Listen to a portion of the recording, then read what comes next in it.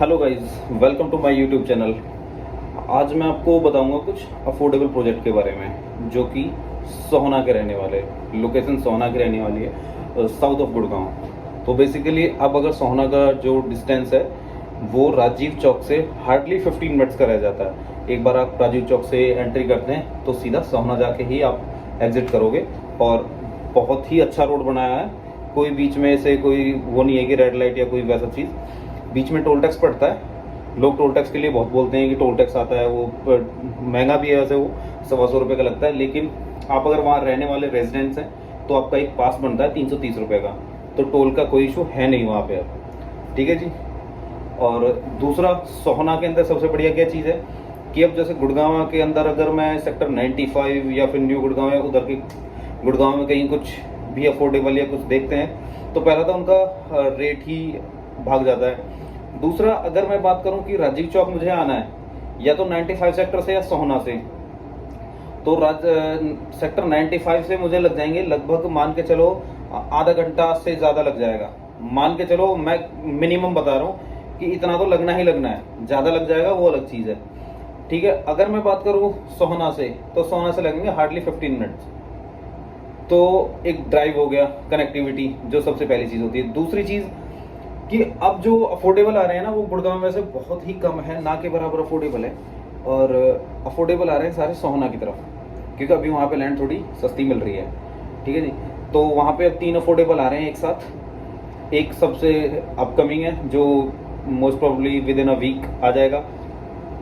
उसके बाद एक रह जाता है जो कि ROF का सबसे पहले जो आने वाला है वो 9X का रिफ्लेक्सिटी के नाम से। फिर ROF का प्रोजेक्ट आ रहा है सेक्टर 35 में, सिग्नेचर ग्लोबल 4 और 5 जो पार्क जो लग्जरी फ्लोर्स है उनके पास में।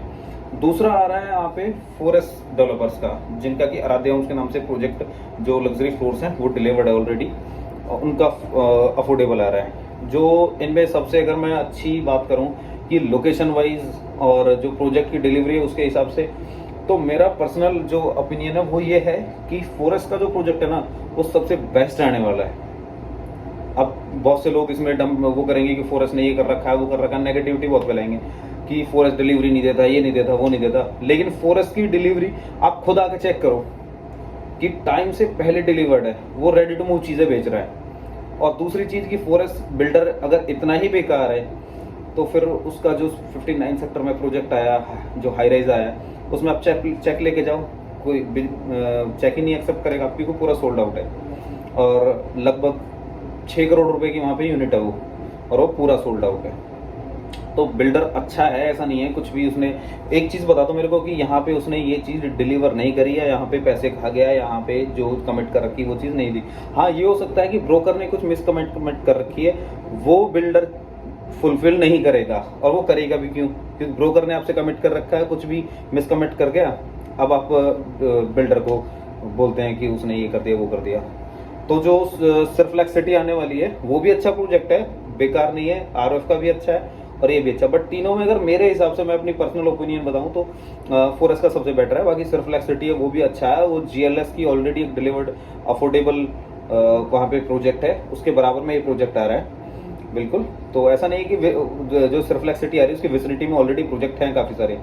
वहाँ पे प्लॉट्स के कई सारे, गंगा रियल्टी है, MVN एथेंस है जो वो वहीं उसी के पास में, वो तो मुश्किल से 2 मिनट का ड्राइव है। GLS के बिल्कुल बराबर में है, मेफियर है, गोल्डन पार्क है, JMS, कोरोना सिटी, ये सारे उसके बिल्कुल पास में है।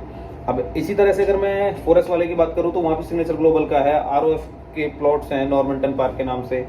अपोजिट में अगर मैं बात करूं तो लीव का एक मॉल है वहाँ पे, द नवी के नाम से। और भी कई सारे प्रोजेक्ट है इसके बिल्कुल पास में। सेम ROF की विसिनिटी है वो भी उसी के पास में। तो ऐसा नहीं है कि कोई भी प्रोजेक्ट कहीं दूर जाके या आउटकट्स में है।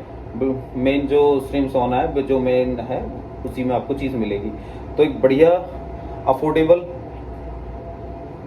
ये लेके आ रहे हैं। दूसरा, इनमें जो तीनों अफोर्डेबल है सारे सिमिलर है, कोई बहुत ज़्यादा मेजर इनमें डिफरेंस नहीं है। इनमें क्या है कि आपको पार्किंग भी मिलेगी, क्लब भी मिल रहा है और पावर बैकअप भी मिलेगा।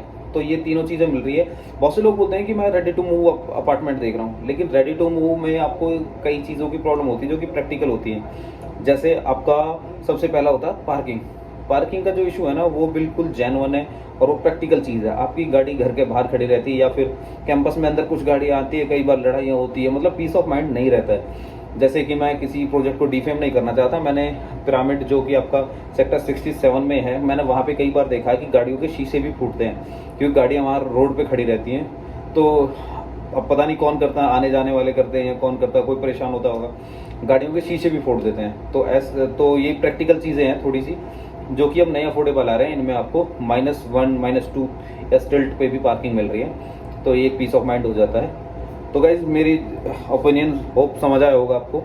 अगर कुछ अफोर्डेबल में आपको MQ के रिगार्डिंग बात करनी हो या फॉर्म फिलिंग के लिए बात करनी हो तो आप मुझे कांटेक्ट कर सकते हैं, मैंने अपना नंबर दिया हुआ। Thank you guys.